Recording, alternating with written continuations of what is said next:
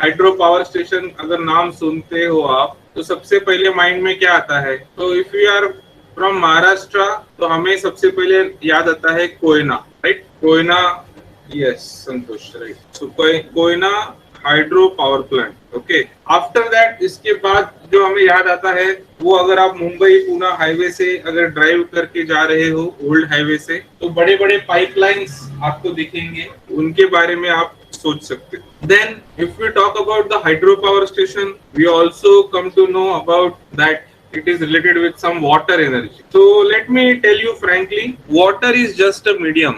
Are you with me? Just type yes in the chat box.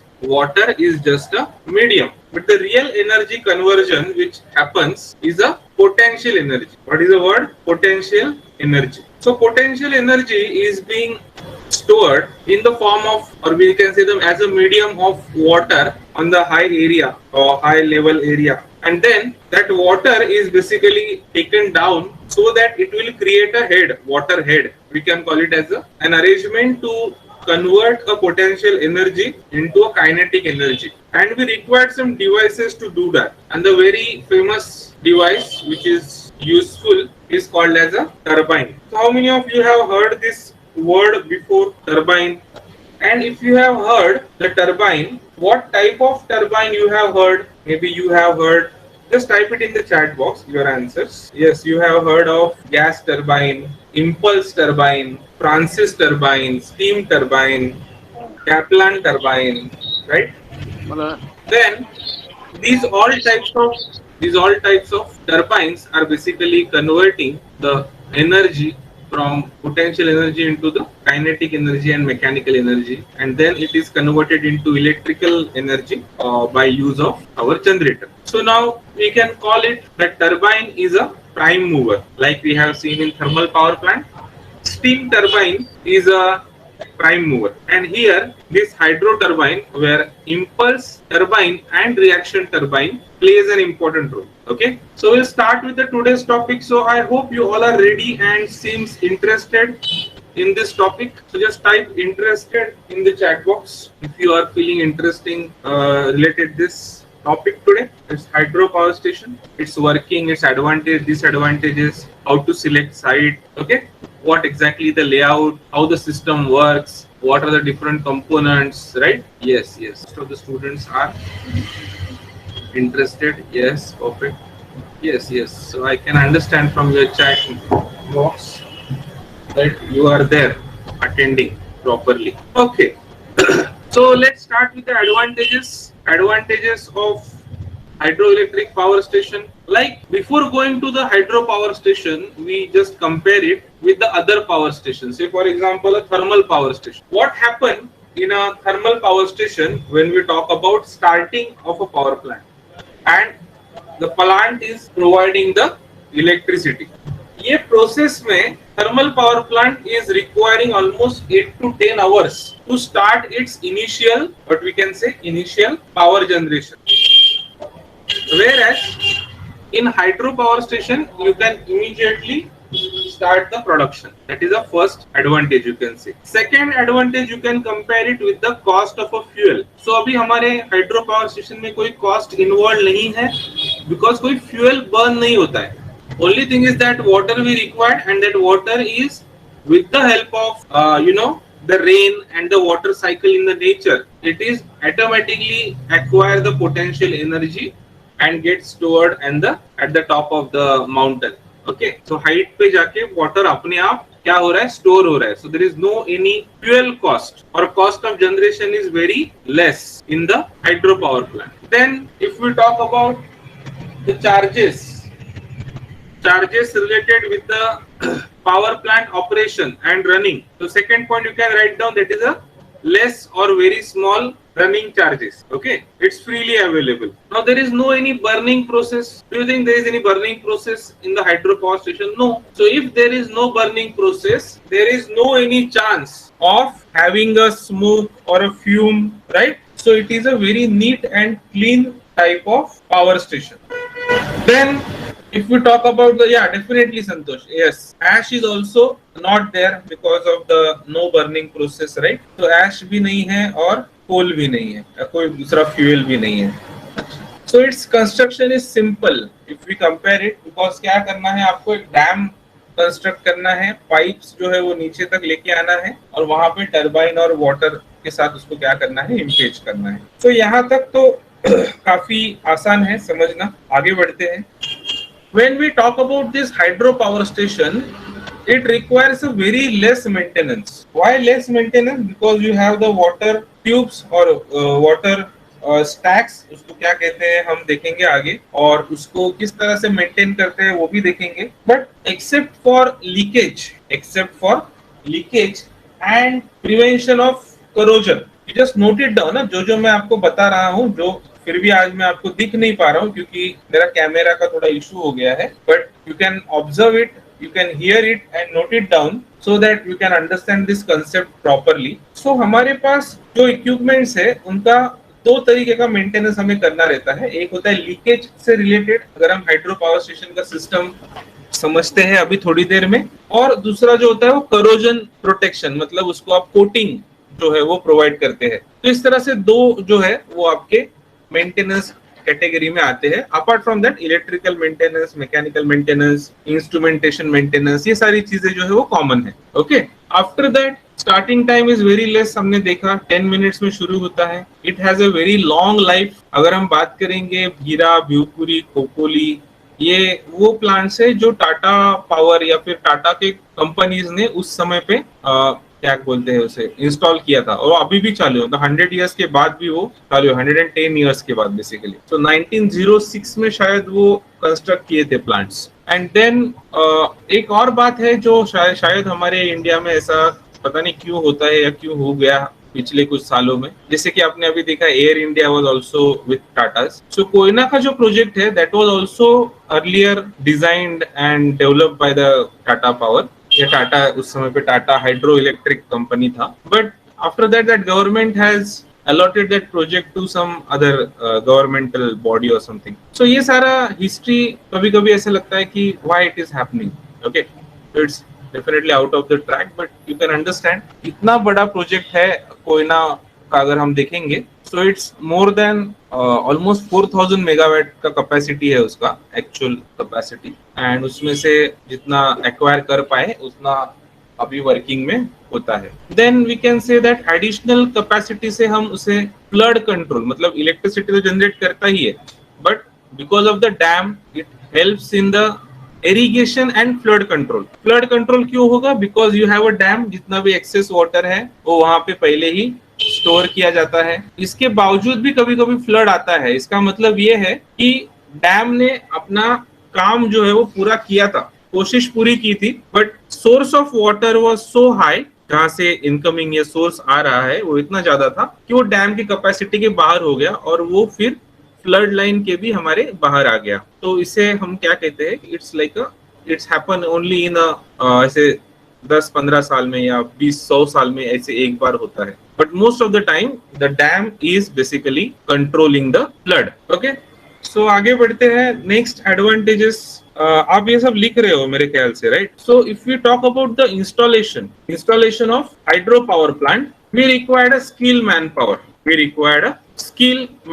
a skilled manpower you can say. Okay, but once the plant is installed, there is no as such need of a skilled manpower in that aspect. If you go with the power plant which is having, say for example, 150 megawatt capacity or 100 megawatt capacity plant, you can see that these plants are first of all needed to be designed. Are you with me?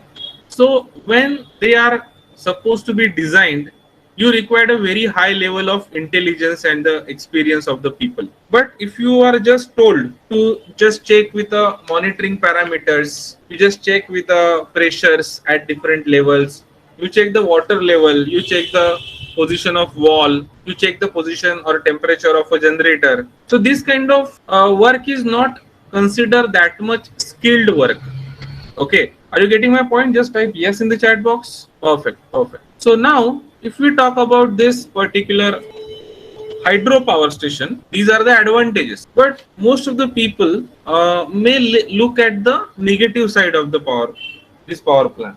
And क्या है वो negative side, वो देखते हैं. These are the disadvantages of hydro electric power station. First of all, hilly area में होता है तो कंस्ट्रक्शन कॉस्ट जो है इनिशियल लेवल पे वो काफी हाई रहती है, because transportation, lack of man power. Hilly areas मतलब एल्टीट्यूड सोचिए आप कितना रहेगा। एक दिन आपके बिल्डिंग का लिफ्ट बंद हो गया और आपको 6th फ्लोर या 5th फ्लोर पे चलना पड़ा, तो आपको पता चलेगा कि लिफ्ट का अहमियत क्या है, बराबर। तो उसी प्रकार से अगर वो डैम इतना ऊपर हमें कंस्ट्रक्ट करना है, तो डैम को कंस्ट्रक्ट करने वाला, लगने वाला जितना भी सीमेंट है, रेती है, जो मटेरियल है, वो सारा हमें ग्राउंड लेवल से ऊपर लेके जाना पड़ेगा। Are you with me? और ये लेके जाने के लिए we required a lots of resources, and those resources are quite a costly.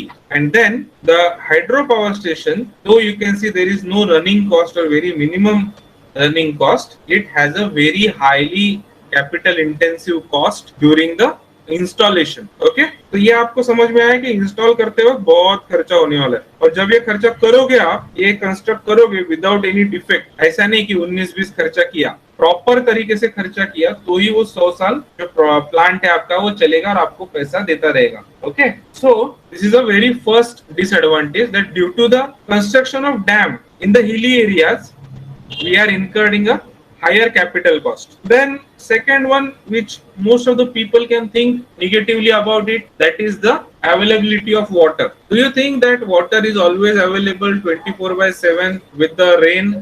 Just type yes or no in the chat box. क्या आपको लगता है कि रेन जो है, रेन वाटर जो है, वो 24/7 हमें मिलता है? Definitely the answer is no, because we have a season, जिस सीजन में रेन होता है। Now we don't know whether that rain is sufficient or not, whether that rain will help us to for a complete 1 year to provide electricity. We don't know. Then we must think that this particular generation of electricity is basically a totally depend on the availability of water. Now availability of water depends on two factors. One is that season which we have just now discussed, कितने महीने rain होगा, ये एक factor है।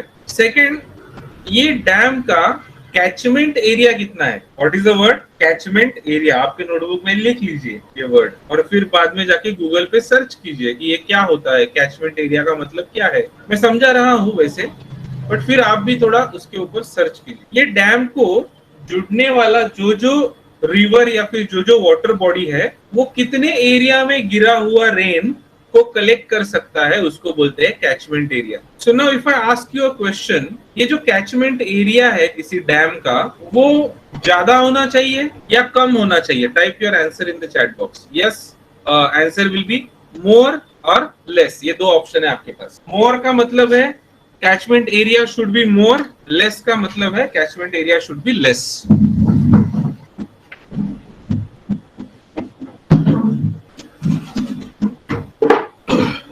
अच्छा, तो less वाले कितने लोग हैं? कौन है ये लेस वाला? भावेश। भावेश ने पहले मोर बोला फिर लेस बोला, ऐसा क्या है क्या? Bhavesh, just unmute yourself and tell me why less. Sir पानी जल्दी खत्म हो जाएगा। हाँ, पानी हाँ जल्दी खत्म हो जाएगा मतलब कैसे? नदी से पानी बहकर आएगा, वो ज्यादा मतलब। अरे आपने लिखा ना लेस, लिखा ना आपने। Yes sir. तो लेस क्यों होना चाहिए? ओके, मैं दोनों आपको समझाता हूँ। See, if the catchment area is more, what will happen, that वो सिर्फ डैम के सराउंडिंग एरिया का भी वाटर तो ले ही लेगा। डैम के क्या बोल सकते हैं हम, स्क्वायर किलोमीटर्स एरिया जो रहेगा, उतना तो वाटर वो एक्यूमुलेट करेगा ही, बट इसके अलावा वो और भी आजू बाजू के एरिया से पानी इकट्ठा करेगा। तो जैसे अभी हम सोचते हैं कि वाटर का अवेलेबिलिटी तो बढ़ गया, बट अगर वाटर का अवेलेबिलिटी हमारे कैपेसिटी से ज्यादा बढ़ गया, तो हमें उतना वाटर डिस्चार्ज करना पड़ता है after that capacity is being fulfilled. और पानी का सोर्स अगर ज्यादा आता है, तो हमारे डैम का वो कैपेसिटी ओवरफ्लो होने की वजह से it may lead to flood और uncontrolled water behaviour in the down tail area या टेल एरिया। ये समझ में आया आपको? Okay, next we will see next disadvantage, that we cannot install the hydro power station in our Somaiya campus. Why? Because we don't have high और we can say hilly area there, right? Hilly area नहीं है, high potential नहीं है, उसका height नहीं है, इधर अपना मुंबई में, हमें उसको कोयना के जगह पे या भीरा भिवपुरी इसके जगह पे ही इसको इंस्टॉल करना पड़ेगा। सो our consumer is in Bombay and we are generating the power in where, in the longer distance, so the higher transmission cost is one of the disadvantage for hydropower station. Okay, so I hope यहाँ तक सभी को clear हो गया, advantages and disadvantages आपने लिखे भी होंगे। ओके, सो आगे बढ़ते हैं नेक्स्ट पॉइंट की तरफ। Just let me know you all are ready, just type ready in the chat box. Next point है हमारा where to install this plant, where to install this plant. Okay, so give a heading site selection criteria for hydropower.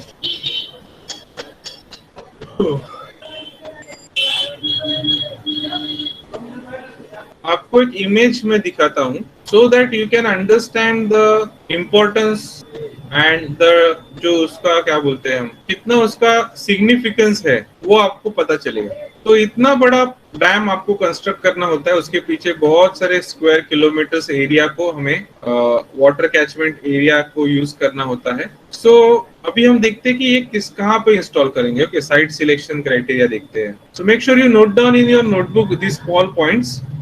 First one is available water, कितना available water है, rain से कितना पानी हमारे dam में आ रहा है। Okay, that is a very first point. तो उसका सोर्स क्या है, रेनफॉल। रेनफॉल डेटा हमें चाहिए लास्ट हंड्रेड्स ऑफ इयर्स का, जिसकी वजह से हम पता कर सकेंगे कि यहाँ पे पानी जो है वाटर अवेलेबिलिटी कैसे है।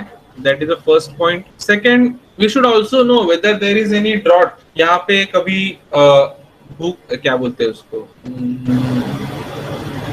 जो पानी नहीं आता है उसको क्या बोलते हैं, ऐसा सीजन आता है ना जिसमें रेनफॉल ही नहीं होता है, दुष्काल। यस, मराठी में उसको दुष्काल बोलते हैं, बराबर। तो दुष्काल वाला टाइम कितना था इसके इस जगह पे, ये देखना सबसे पहले जरूरी है। उसके बाद सेकेंड है वाटर स्टोरेज कैपेसिटी, वहां पे जो मिट्टी है, वहां पे जो सॉइल है, whether that soil has a capacity to hold a water और the water is being percolated. Percolated का मतलब क्या है, वाटर जो है जैसे रेत होती है ना, रेत में से पानी जा रहा है, समझो रेत आपने हाथ में रखा और ऊपर से पानी डाला, what will happen, the water will reach to your hand because that sand is not holding that water, it is just allowing to go and pass, and because of which there is a limited capacity of a water holding in the sand. तो वो soil का, वो जगह का water holding capacity कितना है, water storage capacity कितना है, ये जानना हमारे लिए बहुत बहुत जरूरी है। देन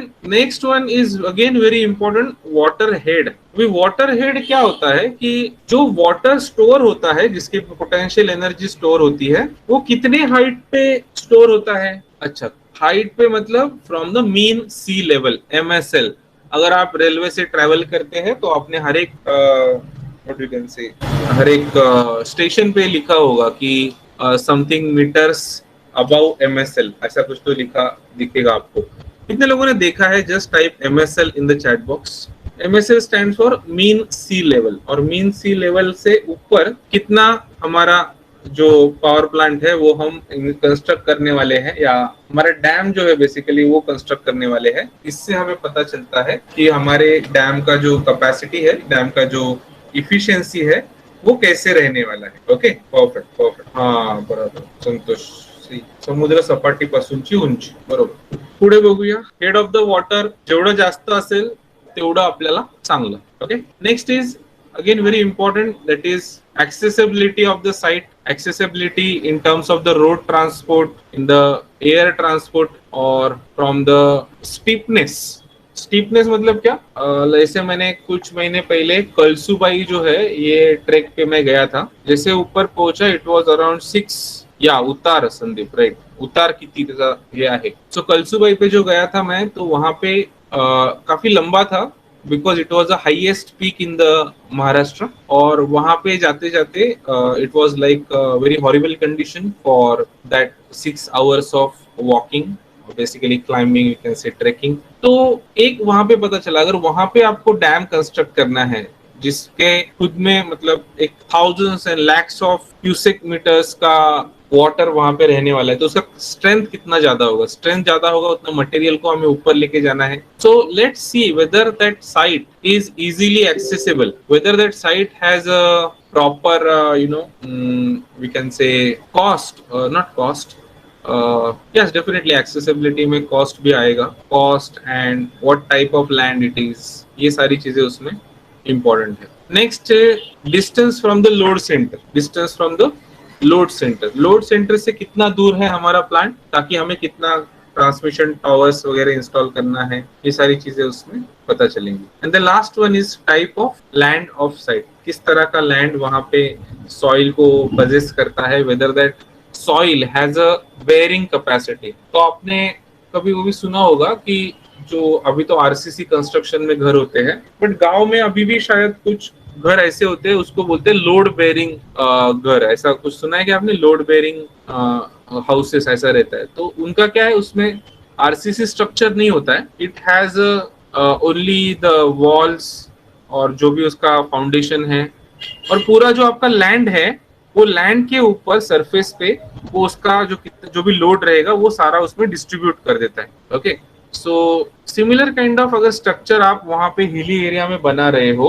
तो अगर आप मीन सी लेवल पे या समुद्र सपाटी के ऊपर अगर 1 किलो का कोई मटेरियल है, तो वो ऊपर जाते जाते उसका पोटेंशियल एनर्जी इतना ज्यादा बढ़ जाता है कि वो 1 किलो का मटेरियल वहां पे जाके पूरा प्रेशर जो लगाता है वो काफी ज्यादा होता है because of its height. I hope you understand this concept. So हमें ये देखना है कि वो जो वहां पे सॉइल है, वहां पे जो लैंड है, whether that land is capable of handling that much of load, whether that we can say that land is having that load bearing capacity.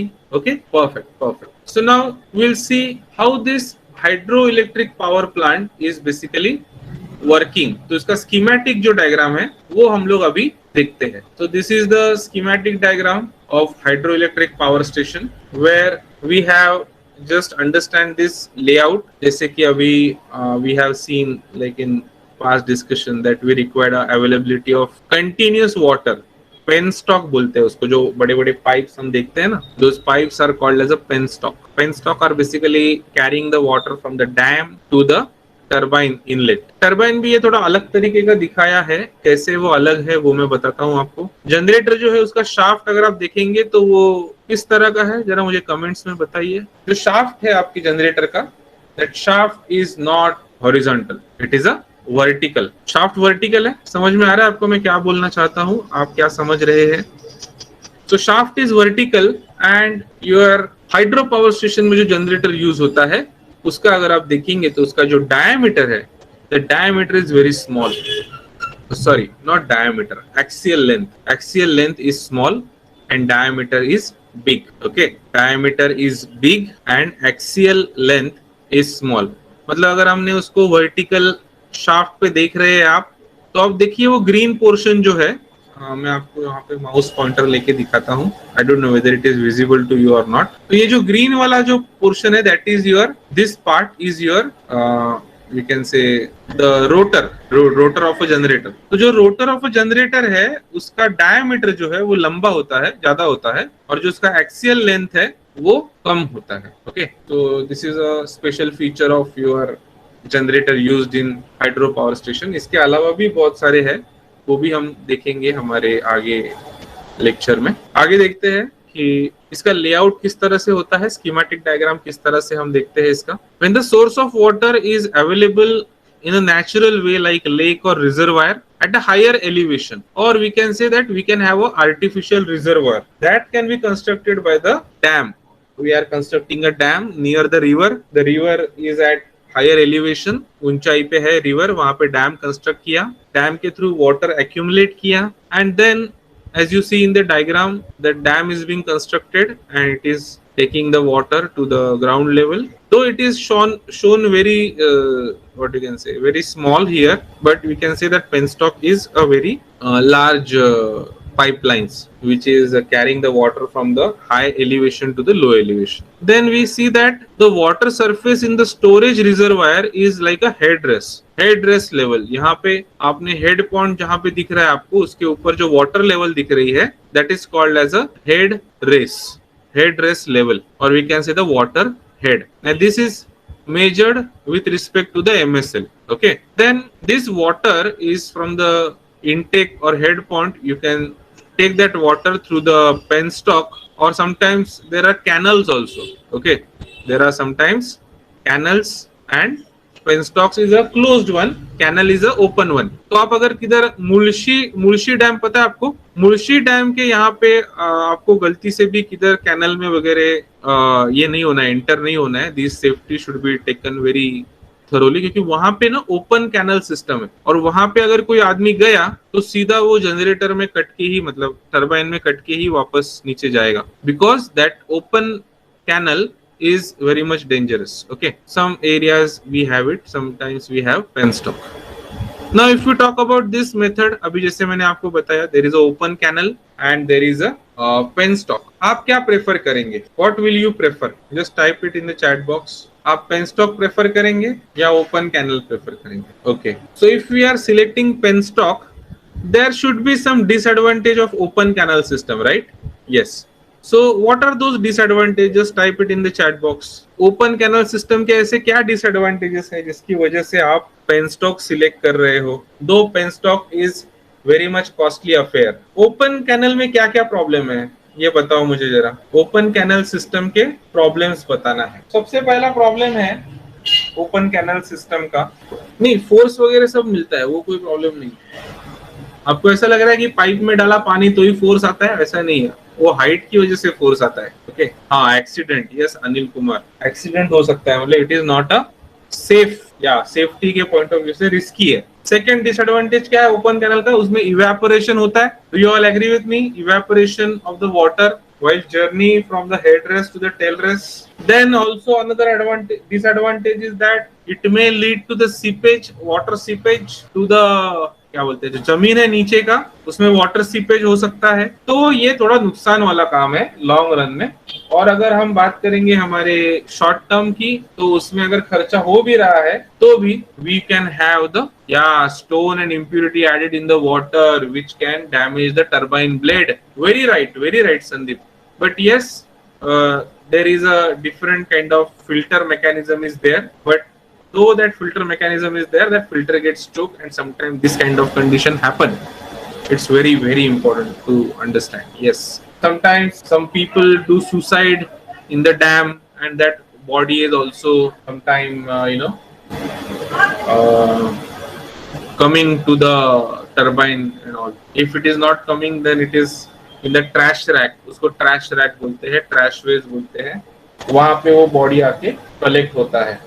Okay, anyways, we are again going off the track, going ahead. So next one is that when water from the storage reservoir is carried through the penstock and canals to the powerhouse. जैसे अभी यहाँ पे penstock का हम दिख रहे हैं. Penstocks are the pipe of large diameter, usually made up of steel or RCC. Concrete से भी बनते हैं pipes वो. But only thing is that we have to handle the pressure from the storage reservoir to the turbine. Also in some installations, like where there are small reservoirs, okay, then we are using some another open canal system which is known as 4-bay, and these 4-bays are like adding a we can say a storage reservoir at the different heads of the penstock. मतलब penstock एक चालू हो गया, वहां से फिर जहाँ पे खत्म होता है वहां पे एक दूसरा छोटा सा रिजर्वायर बनाया. Similar kind of structure is also having called as surge tank, वो भी हम पढ़ने वाले हैं. Now when plant is situated away from the storage reservoir, we can use the 4-bay, where 4-bay is like water at the same height level, और उसके बाद penstock जो है वो शुरू होता है. ओके, आगे बढ़ते हैं. Water is then brought to the wall house. यहाँ पे टरबाइन के पहले जो है वाटर आता है, वहां पे वॉल होते हैं. Wall is nothing but your controlling water flow controlling device. तो दो वॉल हो सकते हैं. एक होता है जैसे हमने थर्मल पावर प्लांट में देखा था, one is your what you can say stop wall, and another is control wall. One is controlling the flow and pressure, another is directly stopping the flow. So both walls are important, and also we have an emergency wall also. Okay, so this is the next step. After the wall house, there is a turbine. So turbine is using that hydro energy converting into the rotational, and then again we can have some classification of turbines. Okay, that we'll see later. But if we do sudden opening or closing of the wall, what is going to happen that जितना भी पानी का जो force है, जो water का force है इतना, तो सारा फोर्स आपके पेनस्टॉक पे चल जाएगा। और जैसे ही पेनस्टॉक पे इतना सारा फोर्स आ गया, you can imagine that there will be an water hammering effect on the penstock. और जैसे ही ये water hammering effect हो जाएगा, you will see that there is an bursting of penstock, which will lead to the another damage or accident. Okay, और accident हो सकता है वहां पे because of the bursting of the penstock. यहाँ तक सबको समझ में आया? परफेक्ट। आगे बढ़ते हैं।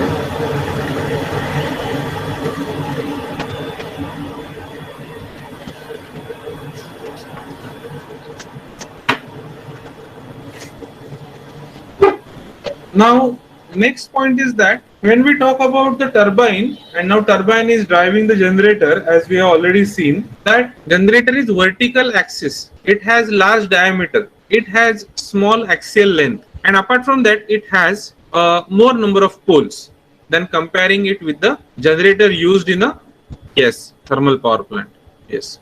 So now write down these 6 to 7 points. And this is a homework point for you. You have to write down its working and functions of these components. One is called as a reservoir. We already seen that is dam. Reservoir is a large pool of water where we can have the water is being stored for a whole year. It's a reservoir. Then we have a dam. Dam is nothing but a barrier. Dam is not a reservoir. Okay. Reservoir is like where water is already there in the large quantity. And dam is the structure which is stopping that water to go away from our reservoir. Then is trash rack. Trash rack is like a filter kind of mechanism. Like you can see there, the dotted line. Can you see the dotted line? It's kind of a trash rack where all the debris, all the stones is being, because of its density, वो नीचे जाता है. उसको trash rack बोलते हैं. आप नीचे यहाँ पे देख सकते हैं पेनस्टॉक के पहले थोड़ा सा नीचे खड्डा जैसा बनाया है, राइट, और उसके ऊपर वो जाली लगाया है. तो जाली घूमते रहता है और जो भी कचरा है वो नीचे चला जाता है. आगे बढ़ते हैं. 4 bay. Yes, we have seen the 4 bay. यहाँ पे आपका रिजर्वायर जो है उसका रेगुलर आपको करना है उसका स्टोरेज, और पेनस्टॉक के थ्रू हाइड्रो पावर स्टेशन जो आपका ग्राउंड लेवल पे वो काफी दूर है. We have another 4 bay where the water can be just taken away from the large body of a water. Okay, बहुत ज्यादा बड़ा रिजर्वायर रहेगा तो 4 bay से हम अलग अलग यूनिट्स को वाटर सप्लाई दे सकते हैं. Okay, it's kind of a pond only, but at a high head. Then we have surge tank. Surge tank is generally an open conduit related with the penstock, where surge tank is a tank where we have the opening till the head. जहाँ पे head होता है ना, head rest होता है, वहां तक उसका ओपनिंग होता है. और ओपनिंग इसलिए होता है क्योंकि अगर पानी अगर गलती से रिटर्न आएगा तो हेड रेस्ट के ऊपर से तो नहीं जाएगा. Okay, and this particular surge tank is used to minimize the water hammering effect when we are closing or opening the wall. Okay, next one is penstock. Penstock का मतलब आपने अभी सुना ही है, पढ़ा ही है. It is carrying the water from the reservoir to the turbine. Then we have spillways.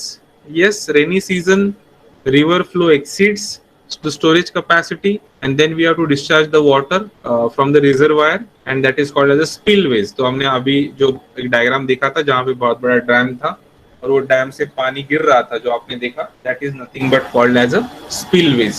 तो किसी किसी जगह पे वो डैम से जो पानी गिरता है that become attraction spot or a tourist spot, or sometimes that water is silently taken out and वहां से कैनल बना के छोड़ देते हैं. मतलब वो उधर से गिरने के बजाय कैनल से जाके बाईपास हो जाता है उसका. ओके, तो आई होप यहाँ तक तो आपको समझ में आ गया होगा किस तरह से है ये. आगे बढ़ते हैं. Okay, so you now understood the layout of the hydro power station. Yes, significance of dam, trash rack, spillways, surge tank, penstock, headrest, tailrest, ये सारी चीजें हमने अभी देखी. अभी क्लासिफिकेशन देखते हैं. We are at 3.5 में है classification. Give a heading classification of hydropower. Now how we are going to classify it, that we have three criteria. What are those three criteria? Let's see. First of all, we can say that how much water is available. Okay, yes, someone is chanting as per height. Yes, one we can say availability of water flow. Second is as per height, and also we can consider it as per the load. So first category we can see as per height, जैसे संदीप ने बोला है, मैं आपके साथ share करता हूँ. Water head उसको बोलेंगे, हाइट को हम साइंटिफिकली ऐसे बोलेंगे. Low head, medium head and high head plant. Low head मतलब you have very less height पे होगा, मीडियम हेड थोड़ा ज्यादा होगा, हाई हेड मतलब सबसे ज्यादा होगा. उसके वैल्यूज भी है, वैल्यूज भी मैं आपके साथ शेयर करता हूँ. Then we have second type is according to the loading type, nature of load के according कैसे plants है वो देखते हैं. First is base load plant. Now what do you mean by base load plant? It is that load on the system which is 24/7 on the system, and if our plant is generating a power to deliver the load to that kind of 24/7 load, तो उस plant को हम बोलेंगे it is a base load plant. Are you with me? It means the plant is already working at its full capacity for the 24/7 time frame. मतलब 24 घंटा, हफ्ते के 7 दिन, महीने के 30 दिन, और क्या रहता है साल के 12 महीने, वो वैसे ही चलता रहेगा. ओके, क्योंकि वो बेस लोड जो है वो सेटिस्फाई कर रहा है, या बेस लोड जो है वो प्रोवाइड कर रहा है. Next is peak load. Peak load is like just on, हमने उसको पावर प्लांट को चालू किया सिर्फ शाम के वक्त जहाँ पे लोड जो है वो बढ़ गया है, that is called as a peak load plant. And then this power plant, hydro power plant, can also be used as a battery. कि हम क्या कर सकते हैं, when we have abundant energy, electricity, हम पानी को ऊपर हेड रेस्ट पे स्टोर करेंगे, और जब भी हमें इलेक्ट्रिसिटी का जरूरत है तो हम वो इलेक्ट्रिसिटी वो पानी से वापस जनरेट करेंगे. तो इसको बोलते हैं पंप स्टोरेज यूनिट, ओके, और पंप स्टोरेज प्लांट. ये हो गया आपका as per the load type. Water flow के इधर फर्स्ट है run of river without pondage. मतलब क्या, नदी दिख गया, डैम बना दिया, पावर प्लांट चालू, run of river plant. Run of river with pondage मतलब क्या, रिवर दिख गया, डैम बनाया, डैम के बाद रिजर्वायर भी बनाया, पॉन्ड बनाया उसका, और फिर पॉन्ड से हमने हमारे टरबाइन को पानी दिया. And the next last one is reservoir power plant. मतलब क्या, हमारे पास रिजर्वायर है, रिजर्वायर बनाया है काफी बड़ा, और फिर उसके बाद वहां से हम इलेक्ट्रिसिटी प्रोड्यूस कर रहे हैं. So these are the different types of hydro power plants. Okay, so I hope यहाँ तक सबको समझ में आया है. आगे बढ़ते हैं. या we have special topic. Yes, classification देखा हमने. क्लासिफिकेशन के बाद 3.6 है पंप स्टोरेज यूनिट. तो पंप स्टोरेज यूनिट का खासियत क्या है, डायग्राम जो है वो बिल्कुल इसी तरह है, बट टरबाइन जो है उसमें खासियत ये है कि वो पंप जैसा भी काम कर सकता है, और ये जो जनरेटर है उसकी ये खासियत है कि वो मोटर जैसा भी काम कर सकता है. Do you agree with me? Just type yes in the chat box.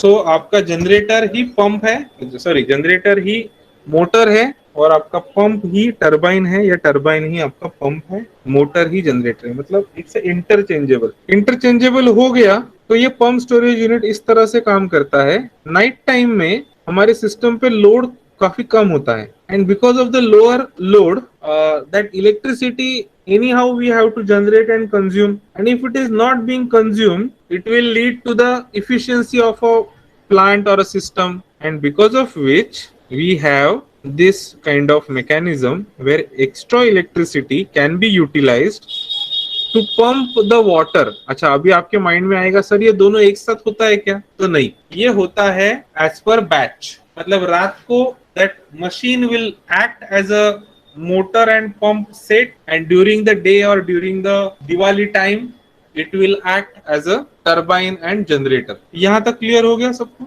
Perfect, perfect. Now we will see the turbine. बहुत काम किया है.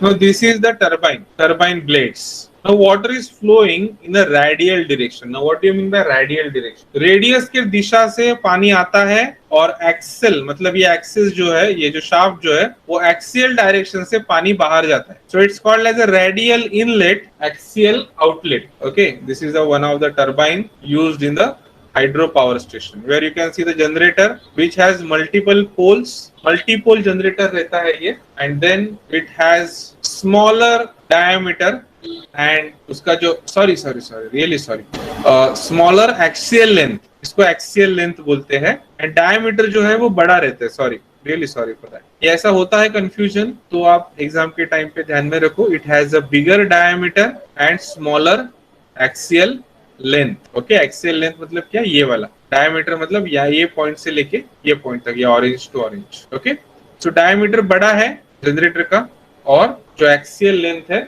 वो छोटा है. ओके, ये वर्टिकल शाफ्ट पे होता है. टरबाइन के अलग अलग टाइप्स है, मैं आपको बताता हूँ. Different types of turbine. If you just go to the another image, I will just share it with you. This is how a hydro power station look like. These all are the generators installed vertically, and it's very, you know, vibration जो होते हैं वहाँ पे बहुत ज़्यादा होते हैं, और it's very much serious. You can say it's very serious business, because अगर कुछ भी हादसा होता है then it will lead to a tremendous destruction. You can imagine the man is working on this turbine and see the giantness or very how much big it is. Do you feel it is giant, huge or big? क्या लगता है आपको? It is only big, it is huge or it is giant, very काफी बड़ा, बहुत ज्यादा बड़ा है ये turbine, right? So you can imagine the amount of vibration it will create, the amount of jerk it will experience. Okay, और उसके लिए कितना सारा बेयरिंग वगैरह वो सारी चीजें लगेंगी, lubrication लगेगा. You can just imagine this so that you can understand how magnificent it is. Okay, perfect. आगे बढ़ते हैं. स्मॉल स्केल में अगर इसको दिखाना है तो आपके माइंड में भी ऐसा ही कुछ इमेज रहता है टरबाइन के बारे में जब आप सोचते हो, बट जब रियल लाइफ में इसको देखते हैं, अच्छा ठीक है ये तो हॉरिजॉन्टल दिखाया गया है. ओके, हॉरिजॉन्टल दिखाया गया है, ये हॉरिजॉन्टल रखा है, बट एक्चुअल टाइम में इसको यूज करते हैं वर्टिकल शाफ्ट बेसिस पे. Okay, there are different types of turbine, I will just show that to you. इसके लिए अलग से एक साइंस है, और वो साइंस के अकॉर्डिंग ये टरबाइन डिजाइन किए जाते हैं. Anyone has any interest in designing the turbine? I will give you some reference और give you some reference name of that company. Have you heard of name Triveni Turbines? Triveni Turbines एक company है जो काफी अच्छा market leader है बोल सकते हैं, या फिर इस पर्टिकुलर फील्ड में जिसको अगर इंटरेस्ट है उसमें टरबाइन डिजाइन करना या टरबाइन को क्वालिटी चेक करना. So there are variety of new things happening, और yes you can go for it. Anyways, again going back to the topic to be covered today. Yes, so general description of turbine use. मैं आपको turbine का एक list बताता हूँ.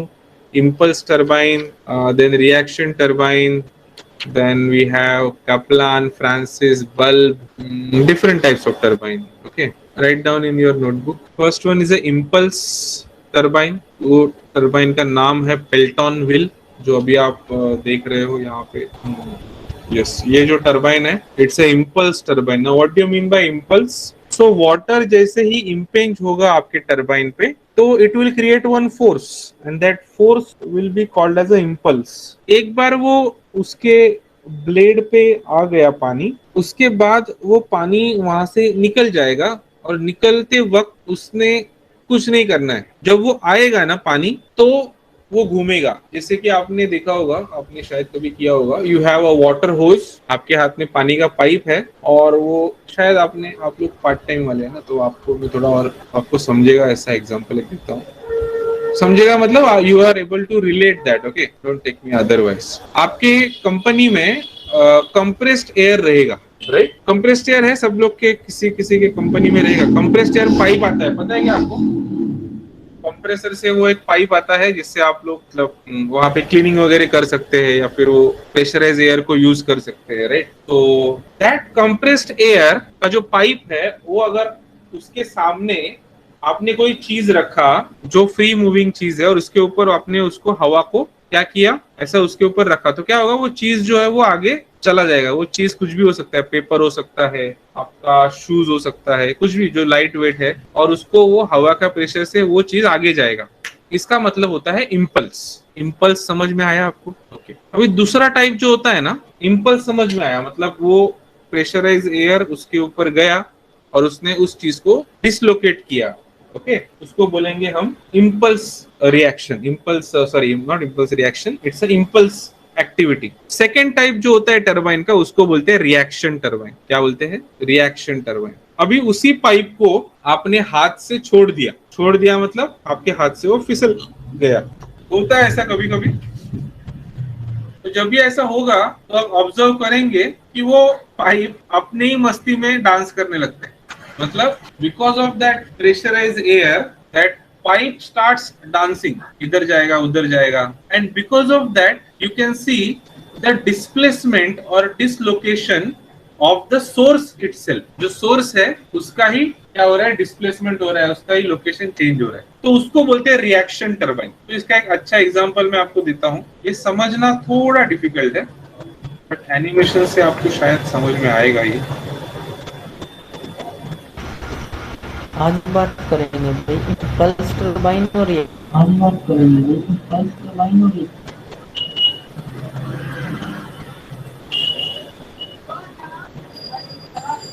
तो stationery nozzle जो दिख रहा है आपको, उससे पानी आ रहा है यहाँ पे, और वो पानी से ये आपका जो वाटर व्हील है वो घूम रहा है। ये हो गया इम्पल्स। अभी रिएक्शन देखते हैं, रिएक्शन टरबाइन। तो क्या होता है कि ये पानी जो है ये उस पाइप से आकर इस पाइप से नोजल से बाहर जा रहा है। तो रोटर क्या करेगा? रोटर लेफ्ट हैंड साइड में घूमेगा और पानी जो है वो अंदर की तरफ आएगा। ये समझ में आया एवरीवन? इसका एक ग्राफिक देखा था